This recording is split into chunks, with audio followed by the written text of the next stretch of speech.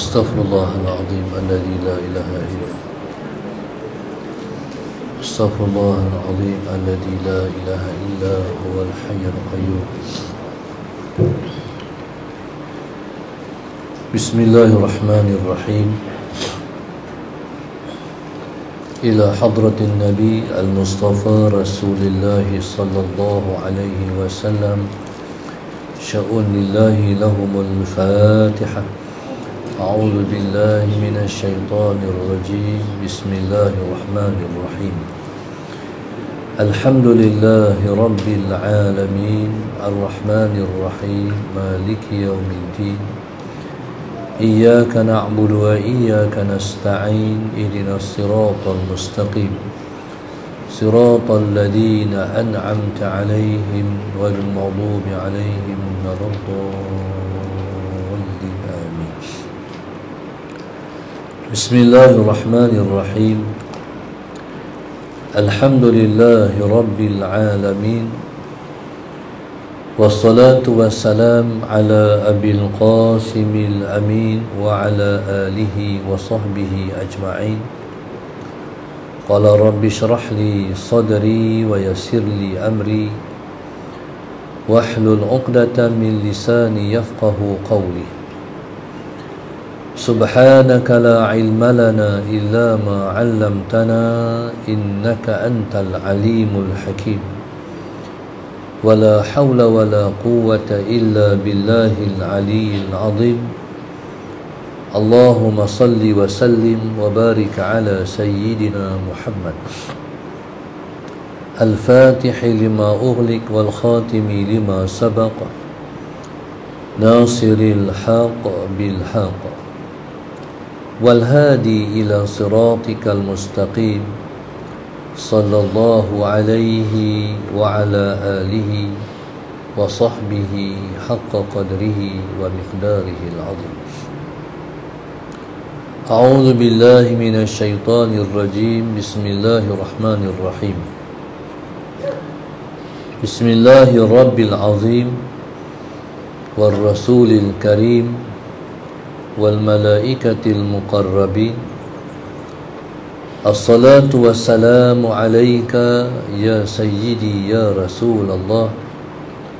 خذ بيدي قلت حيلتي أدركني.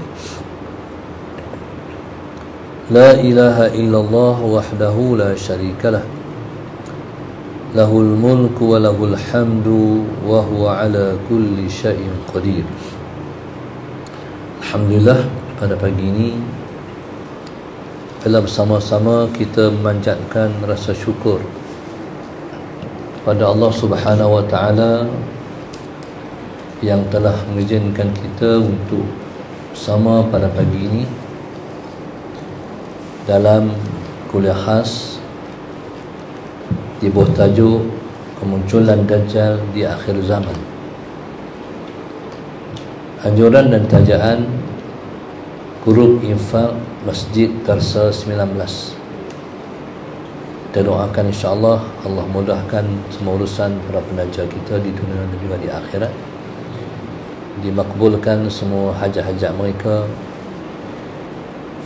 Jadikan mereka sebaik-baik hamba dia, dihidupkan dalam iman dan dimatikan di dalam iman. Amin ya rabbal alamin. Muslimin dan muslimat yang dirahmati Allah sekalian, Dajjal ialah merupakan fitnah yang paling besar yang akan menimpa umat ini. Namun Nabi SAW telah pun meninggalkan bekal dan pedoman pada kita untuk umatnya selamat di zaman Dajjal. Nabi SAW telah memberi peringatan tentang kemunculan Dajjal melalui banyak hadis. Di antaranya Nabi SAW sebut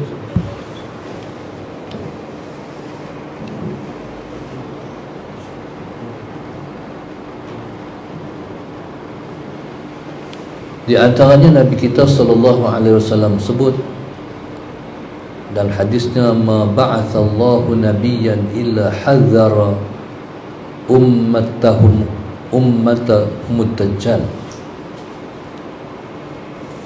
Tidak Allah Subhanahu wa taala membangkitkan seorang nabi melainkan ia akan memberi peringatan kepada umatnya tentang Dajjal. Dan peringatan tentang Dajjal itu telah pun diperingatkan oleh Nabi yang awal selepas Nabi Allah Adam, iaitu Allahumma salli ala sayyidina Muhammad, iaitu Nabi Allah Nuh alaihi salam.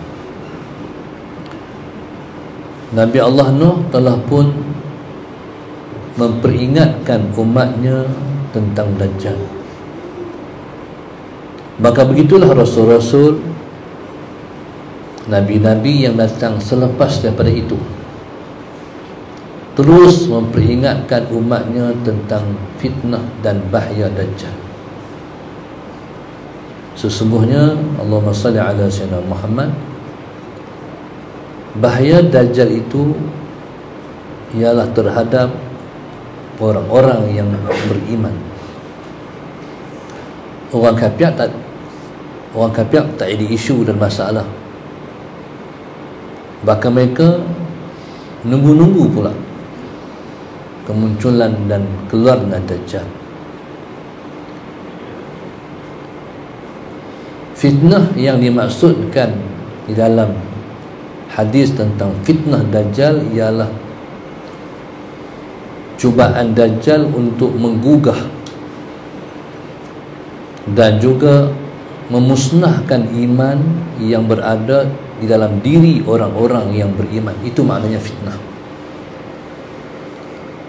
Maka tidak sedikit yang selamat daripada fitnah ini. Hampir kebanyakan manusia terkorban dalam mempertahankan akidah dan iman di zaman Dajjal. Sehingga kan orang perempuan yang diselamatkan oleh Allah Subhanahu wa taala pada zaman Dajjal hanyalah 7,000 orang saja. 7,000 ni bukan satu Malaysia, tapi satu dunia. Berarti tersangat sedikit yang akan selamat di zaman Dajjal. Macam mana boleh kita faham situasi fitnah tu?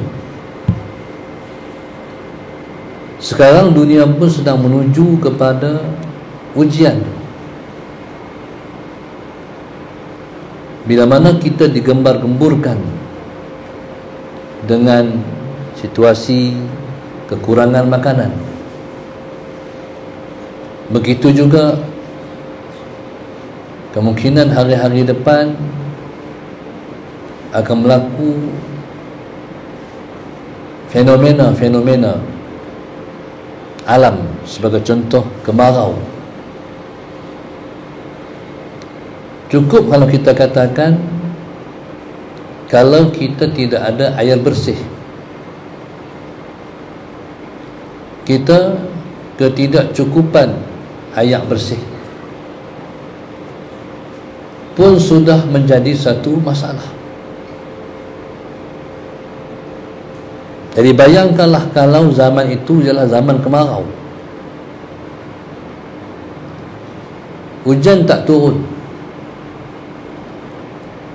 dan kita pernah melalui saat-saat kemarau, sekalipun tidak tersangat kritikal, tapi dah memberi satu impak yang dahsyat kepada kehidupan kita.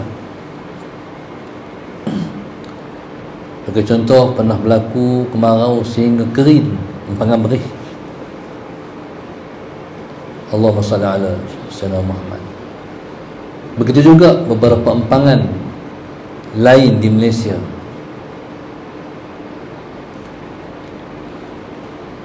Dan kita pernah juga melalui sangat kemarau, Sungai Pahang surut. Jadi Bayangkan sesaat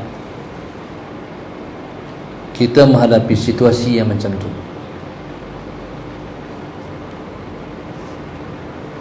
Sebagai contoh, bila air tak ada, kita tak ada api, okey, tak ada air, masalah besar. Jadi sebagai contoh, orang yang duduk di taman, air tak ada, berak kencing macam mana? Orang yang duduk di kampung boleh kira lagi. Allahumma salli ala sayyidina Muhammad. Dia boleh pergi belakang rumah dia, ada pokok, ada berak tahun tu dan sebagainya. Tapi kalau di taman ada berak tahun mana? Dia kena pakai zaman tombang lah kot. Berak lepas tu punggai. Kalau basuh tak apa lagi, sebab kita boleh beristinja. Tentu kena belajar lah cara beristinja. Kalau kita tak beristinja dengan air, kita boleh beristinja dengan batu. Batu banyak kan. Allahumma salli ala sayyidina Muhammad. Sudah cukup situasi itu menggambarkan kepada kita betapa masalahnya kehidupan kita. Allahumma salli ala sayyidina Muhammad. Orang yang duduk di atas rumah tinggi-tinggi macam rumah berumah kati tu, 15 tingkat, 32 tingkat, 80 tingkat. Jadi Rasulullah SAW Muhammad, kalau tandas tak boleh guna, kalau beraklah tandas jenuh, rumah bau habis lah kan.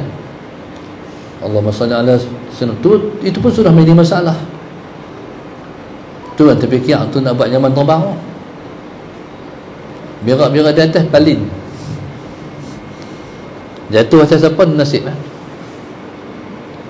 Jadi Allahumma salli ala sayyidina Muhammad, kalau nak beristinja air tak ada, jadi kita boleh menggunakan batu. Batu banyak kot jalan ke bawah tanah. Cumanya kita nak minum, Allahumma salli ala sayyidina, nak minum. Jadi mungkin kalau sampai ke peringkat terdesak, waktu tu subhanallah JKR pun tak boleh omel ayak lah. Jadi mungkin situasi itu akan diambil alih oleh Dajjal laknatullahi alaih. Dia akan bawa main dua perkara. Dia bawa main syurga dia dan dia bawa main neraka dia. Orang yang tidak ada ilmu akan memilih syurga dia. Orang yang ada ilmu dan ada iman akan memilih neraka dia.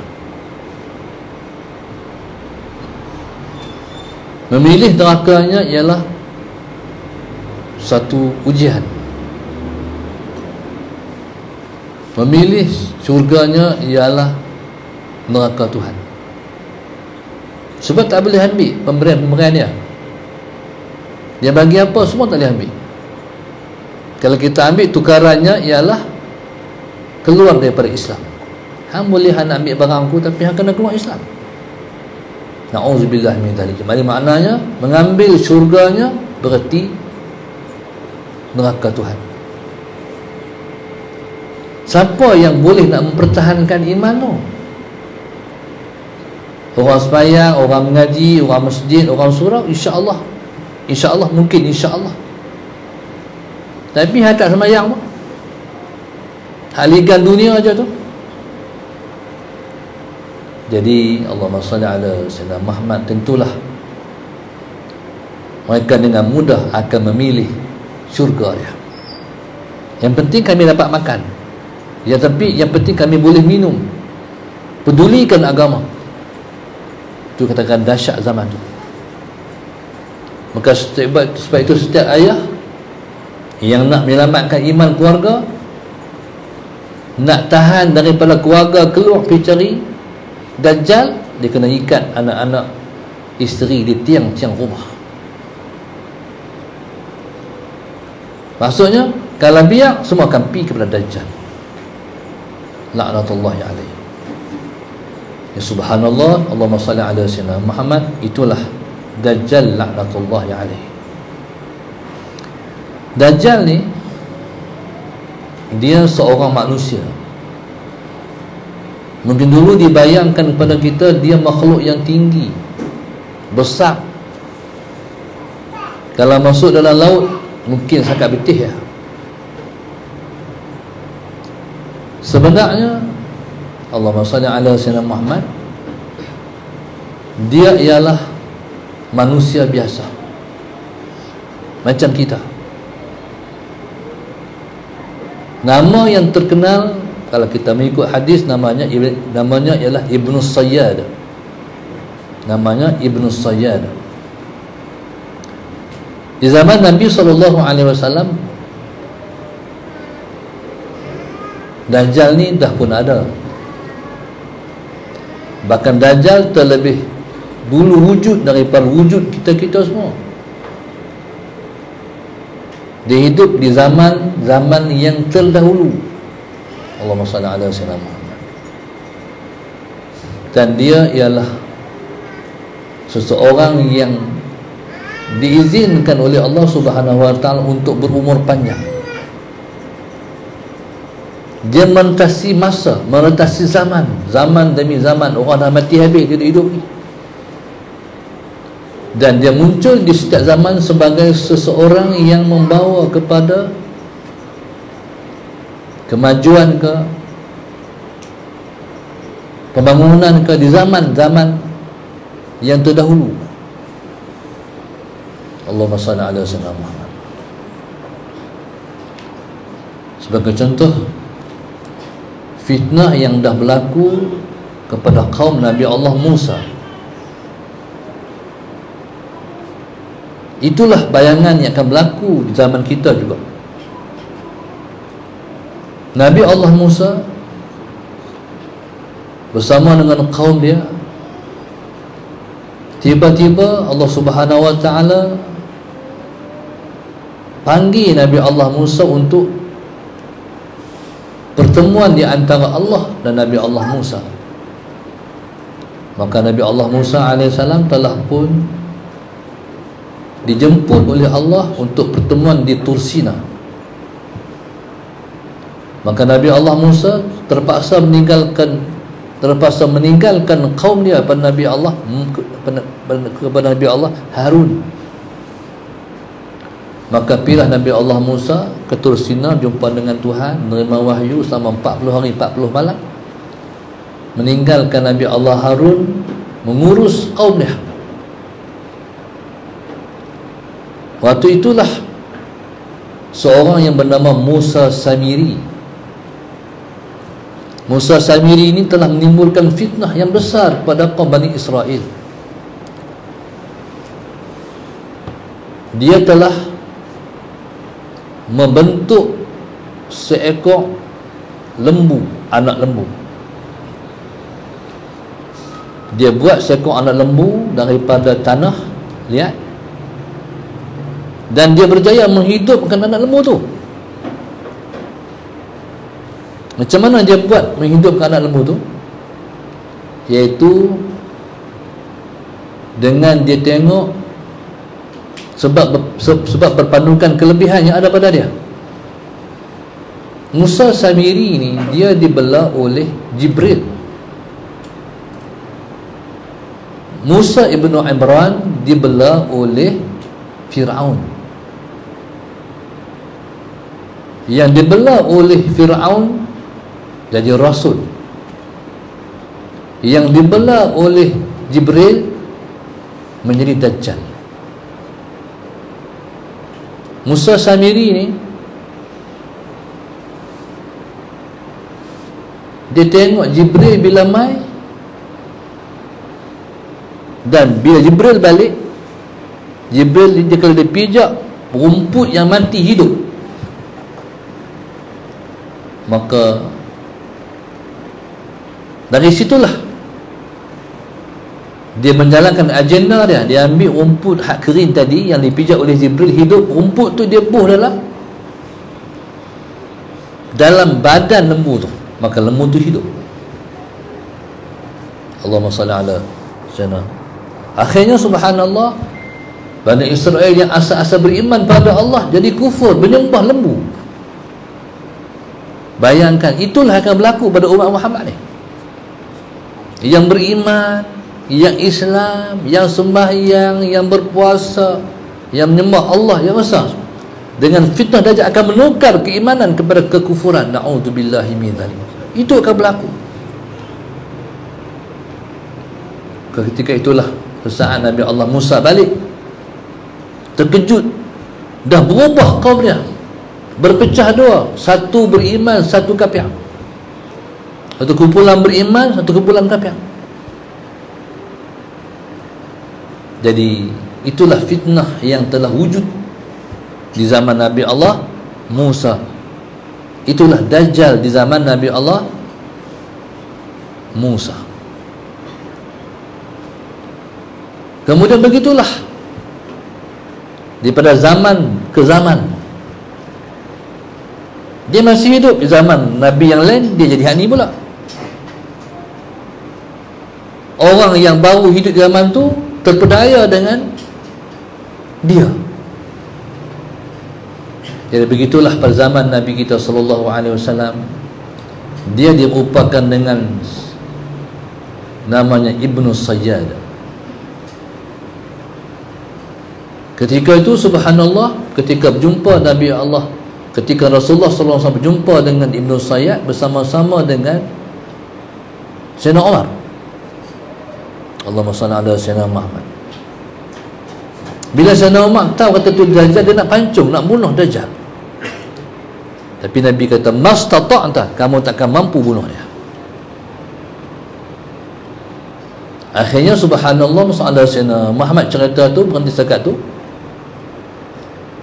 Sehinggalah Allahumma salli ala Sayyidina Muhammad, ada seorang sahabat Nabi bernama Tamim Ad-Dari. Mereka telah pun Allahumma salli ala Sayyidina Muhammad belayak di lautan, tapi kapal mereka pecah. Mai ribut, pecah kapal mereka, dan mereka terdampar di satu pantai. Tamim Ad-Dari ni, Allahumma salli ala Sayyidina Muhammad, ketika mana dia menghampiri satu gua di pantai tu, dia tengok satu makhluk Allah, dia panggil Jassasah. Jassasah ni binatang yang berbulu lebat yang mengawal pintu. Allahumma salli ala Sayyidina Muhammad, yang mengawal pintu gua. Dan Allahumma salli ala Sayyidina Muhammad, ketika itulah dilihat di dalamnya ada seseorang yang dirantai, dan orang itulah yang dibayangkan dia dengan Dajjal. Allahumma salli ala Sayyidina Muhammad. Jadi subhanallah, maka ketika bertemu dengan Tamim Ad-Dari, ada 3 soalan yang ditanya oleh yang dirantai itu kepada Tamim Ad-Dari. Adakah masih berbuah tamar di Baisan? Adakah dah kering tasik Tobari? Allahumma salli ala Sayyidina Muhammad. Lagi satu soalan apa ni? Sampai ingat 3 soalan. Jadi subhanallah, masalah Sayyidina Tasik itu sedang kering sekarang ini, dan semuanya ialah tanda kepada saat yang dinanti oleh dia itu akan sampai. Allahumma salli ala Sayyidina Muhammad. Cumanya di mana terletak tempat pertemuan Tamim Ad-Dari dengan Dajjal tu? Allah subhanahu wa ta'ala alam. Ada ulama yang mengatakan di sebuah pulau, di antara pulau-pulau di Yaman, dan ada juga ulama yang mengatakan terletak pulau itulah di pulau-pulau England. Jadi subhanallah, masalah Sayyidina Muhammad, cuma dia masih belum muncul, tapi dia telah memerintah dunia pun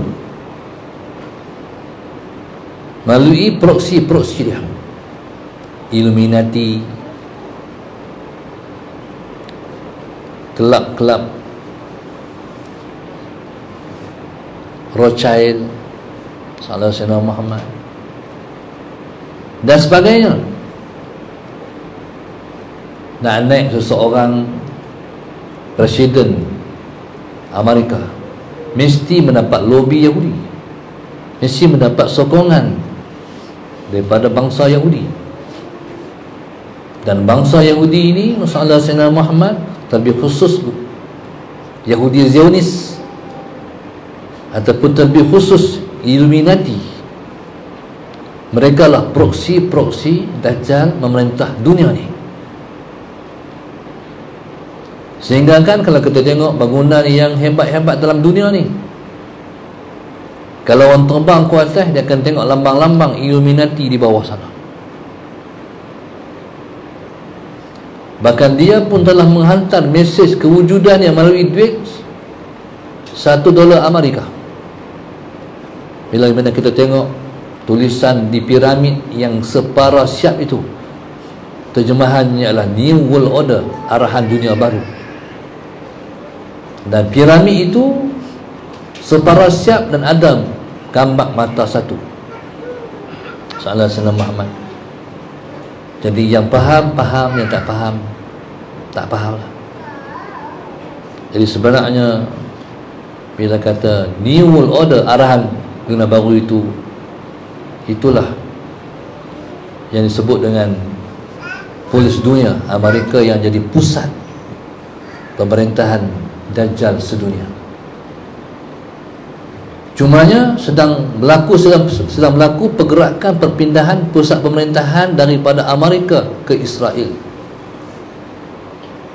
Maka subhanallah, masalah Sayyidina Muhammad, sebab itu Israel ataupun Zionis, mereka ada bendera bintang 5 di tengah-tengah, dan di atas ada 2 garisan, bawah 2 garisan. Itulah yang menjadi mercu tanda matlamat mewujudkan Israel Raya ataupun disebut dengan Israel Kubra, daripada Nil sehingga Sungai Furat. Mereka akan berusaha untuk menjayakan misi ini untuk tujuan pembentukan negara Israel Raya, dan mereka menunggu Al-Mesiah ataupun disebut dengan Al-Masihud Dajjal untuk memimpin bangsa ini, memerintah dunia. Maka proses yang sedang berlaku sekarang ialah perpindahan pusat pemerintahan Amerika ke Israel, dari Washington DC ke Israel, iaitu di Jerusalem, di Baitul Maqdis. Jadi subhanallah, maka situasi ini sedang berjalan di seluruh alam dan dunia ni, di seluruh alam dan dunia ni. Jadi bila mana kita dah tahu situasi macam tu, jadi marilah kita buat persediaan untuk menghadapi zaman tu.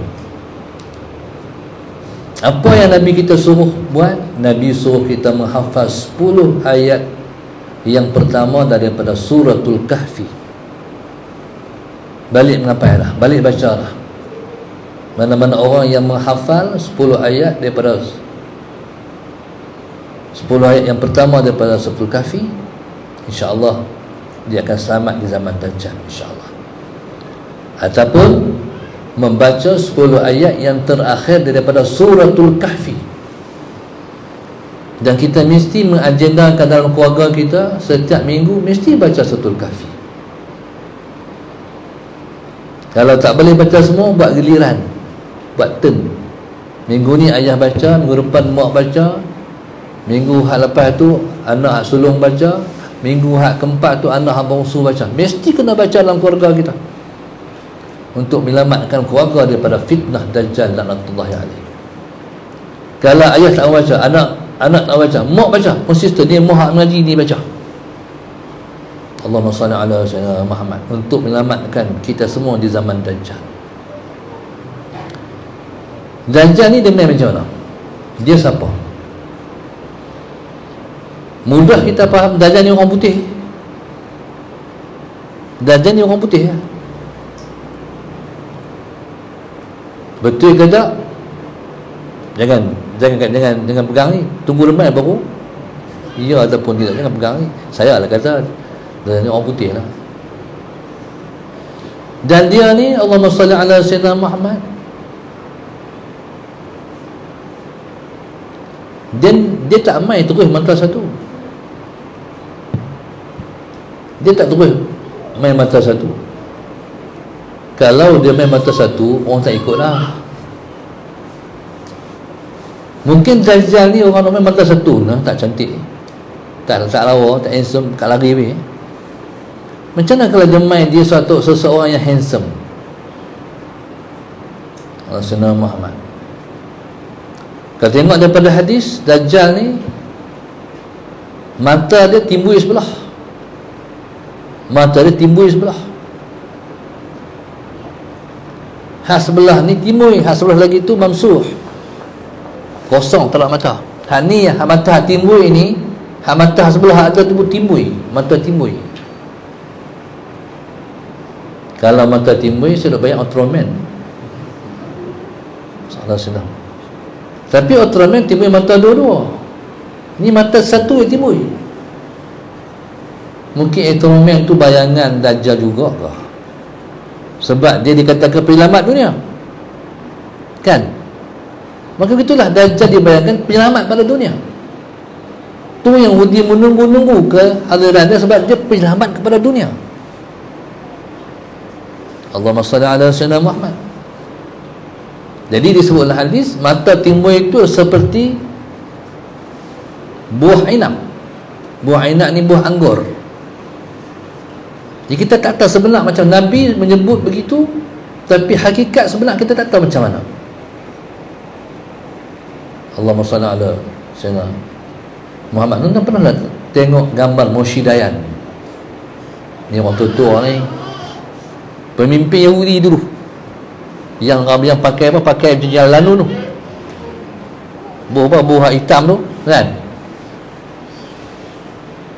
Bayangkan tu pemimpin Yahudi dulu, Moshe Dayan. Allah SWT Muhammad. Sebenarnya dia menggambarkan kepada mereka adalah penyokong kuat kepada Dajjal. Allahumma salli ala sayyidina Muhammad. Jadi kita tak tahu sebenarnya mata macam mana. Allahumma salli ala sayyidina Muhammad. Mungkin pakai spek lah kot mata timbul. Boleh dia juga. Kalau macam kita ni tak timbul lagi, kalau pakai spek mata timbul lah, timbul ya. Tak tahulah sebenarnya macam mana. Jadi tak penting semua tu, yang penting bagaimana kita mempersiapkan diri kita untuk berdepan dengan zaman Dajjal laknatullahi alaih. Allahumma salli ala sayyidina Muhammad. Dan Dajjal seperti mana yang digambarkan oleh Rasulullah, dia rambut ketiau. Tahu tak ketiau? Rambut Maggi. Adakah gambar iklan kawan tu buat sorok Maggi ke dalam rambut dia tu kan? Dia ketiau, rambut dia ketiau, rintin. Allahumma salli ala sayyidina Muhammad. Dan dia daripada keturunan Yahudi. Allahumma salli ala sayyidina Muhammad. Tu dia ditunggu oleh Yahudi. Dia ialah seseorang yang dilahirkan hasil perkongsian seorang laki-laki dan perempuan berbangsa Yahudi, Saudara Sayyidina Muhammad. Dan dijimak si perempuan ni oleh suaminya ketika haid. dan Allah izin untuk jadi benih melahirkan anak. Itulah asal daripada keturunan Dajjal. Allahumma salli ala sayyidina Muhammad. Dan Dajjal ni masalah sayyidina Muhammad, kalau kita dah baca 10 ayat yang pertama daripada Suratul Kahfi, kita hafal, kita boleh tengok, kita boleh tahu yang depan kita Dajjal ataupun siapa. Sebab ni tak pakai name tag Dajjal, tak ada. Kalau tulis Dajjal name tag, kita tahulah tak ada, atau dia apa. Cuma di dia tulis kafarah.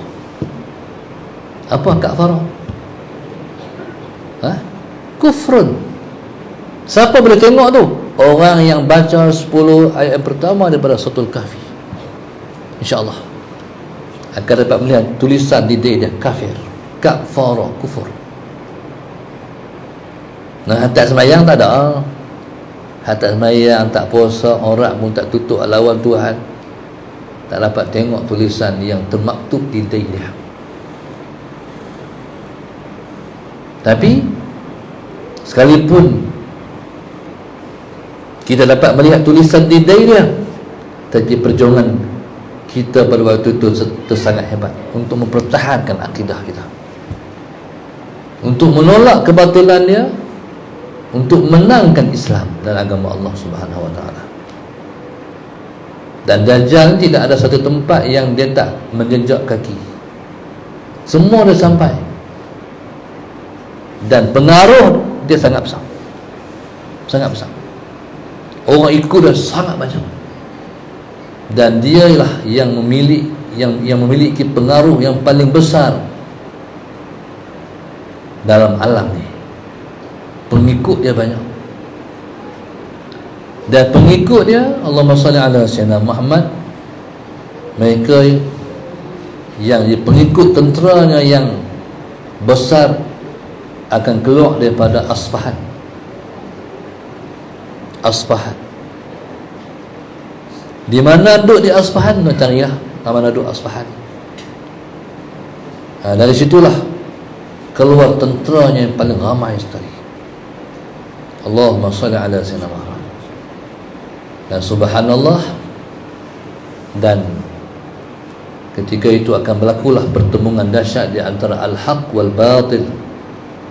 Kebenaran dipimpin oleh Imam Mahdi, kebatilan dipimpin oleh Dajjal.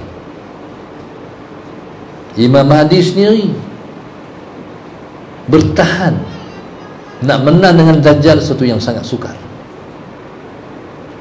Sehingga Imam Mahdi alaihissalam dan tenteranya, mereka berkubu di sebuah tempat namanya Ghutah. Ghutah ni adalah sebaik-baik kubu di muka dunia di zaman itu. Ghutah terletak di Syam ataupun di Syria. Alhamdulillah, dengan izin Allah, tanpa saya sangka, saya dah pun menjejakkan kaki di Ghutah. Waktu mana saya nak hantar pelajar ke Lubnan, 6 orang pelajar ketika itu nak dihantar ke Lubnan, saya diamanahkan untuk hantar pelajar ke sana, iaitu di sebuah universiti namanya Jamiatul Jinan yang dipimpin oleh Dr. Fathiyakan. Sebelum hantar tu, pelajar ni, pelajar Syria, mereka jemput saya untuk bagi ceramah. Waktu tu sejuk sangat-sangat. Penceramah dan semua dengar ceramah duduk dalam toto, selimut, keluar muka sikit lah. Oh, selimut, sejuk. Salah Sayyidina Muhammad. Ceramah tu beberapa sesi. Habis sejam, berhenti 15 minit, sambung pula sejam, berhenti 15 minit, sambung pula sejam. Saya seorang je ceramah 3 jam. Hari tu hari Jumaat, sebelum bertolak ke Lubnan. Alhamdulillah, jadi pada hari Jumaat tu, hari Jumaat, dan sempat sembahyang Jumaat di Ghutah, dan mendengar khutbah Jumaat di Ghutah. Dibacakan khutbah itu satu orang yang sangat hebat. Subhanallah, Ghutah itulah akan jadi kubu Imam Mahdi di akhir zaman. Bukan napi, tapi tersampai dengan izin Allah Subhanahu wa ta'ala. Sehinggalah masalah Sayyidina Muhammad, pergerakan tentera Imam Mahdi alaihissalam sampai di Baitul Maqdis. Allahumma salli ala Sayyidina Muhammad. Dan subhanallah, ketika itu turun Nabi Allah Isa di Masjid Umawi, di sebelah tempat di Menara Putih sebelah timur. Nabi Allah Isa masalah Sayyidina Muhammad turun dengan dibawa turun oleh malaikat. Cara dibawa turun ialah dengan Nabi Allah Isa duduk di atas sayap malaikat, buat turun di Syria. Dan subhanallah, masalah Sayyidina Muhammad esoknya pada ketika nak mayang subuh, ketika Imam Mahdi telah pun diiqamahkan untuk dia menjadi imam, tiba-tiba riuh dengar di belakang, rupa-rupanya Nabi Allah Isa dah sampai. Ketika itu Allahumma salli ala Sayyidina Muhammad, Nabi Allah Isa ketika dah sampai, Imam Mahdi berunduk untuk beri jalan pada dia, lalu pada dia untuk menjadi imam. Tapi Nabi Allah Isa kata, qamat ialah untuk diiqamahkan pada kamu menjadi imam. Maka Imam Mahdi menjadi imam, Nabi Allah Isa mengikut akan syariat Muhammad sallallahu alaihi wasallam menjadi makmum. Dan pada pagi itulah sejarah yang tertempa ialah Nabi Allah Isa yang turun dengan tombak daripada langit. Kerjanya ialah membunuh Dajjal, memecahkan salib dan membunuh babi. Jadi dengan kerja yang Allah bagi tu, tersempaklah dia dengan Dajjal di sebuah tempat namanya Babul Lud. Dajjal tengok-tengok Nabi Allah Isa waktu tu, waktu duha. Tengok-tengok Nabi Allah Isa, langsung dia azan, Allahu Akbar, Allahu Akbar, azan juga Dajjal. Tapi batin mana ada bang waktu duha. Nampak tak? Dia katakan kebatilan ni, dia akan terselah kebatilan sebab tak betul dengan kebenaran. Dia bang waktu duha, mana dah semayang waktu duha. Nak bukti kata dia benar tu, dia bang. Tapi dia sudah cayak melihat Nabi Allah Isa. Dah cayak badannya sebab dia tahu dia akan mati di tangan Nabi Allah Isa. Di situlah terbunuhnya Dajjal. Maka habislah episod fitnah yang besar yang melanda umat ketika itu. Maka macam mana situasi itu kita tak tahu. Bila tak tahu. Ami lau umur berapa ni? 58. Agak-agak Ami ada lagi umur 70. Dan kalau umur 70 Ami. Jadi janganlah nak minta sempat dalam Dajjal. No, takut tak tahan iman. Lepas tu Pak Suyuk dia minta dia mati sebelum zaman Dajjal. Tu orang alim, ulama besar, tak mahu tempuh zaman tu. Tapi kalau umur tersampai panjang, Nabi dah bagi pedoman. Zaman tu kena mempersiapkan iman.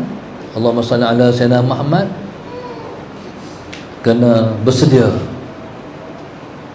dan kena mempersiapkan anak-anak kita untuk macam mana mereka nak berhadapan dengan zaman tu. Anak-anak Kelantan sekolah-sekolah biasa, takut mereka tak ada persediaan, hantar sekolah agama, hafal Quran. Ini usaha kita agar mereka ada ilmu, mereka ada tujuan, mereka ada pegangan. Macam mana mereka nak tempuh zaman tu. Kalau tidak, mereka tak anggap bahaya. Allahumma salli ala Sayyidina Muhammad. Situasi waktu tu, yang penting dapat makan. Iman tercabut pun tak apa. Na'udzubillah min dzalik. Jangan kita sangat mementingkan keimanan dan ketakwaan, akidah lebih daripada segalanya. Mati pun tak apa demi mempertahankan akidah itu kita. Anak-anak kita adakah sampai ke peringkat tu? Ya subhanallah, mai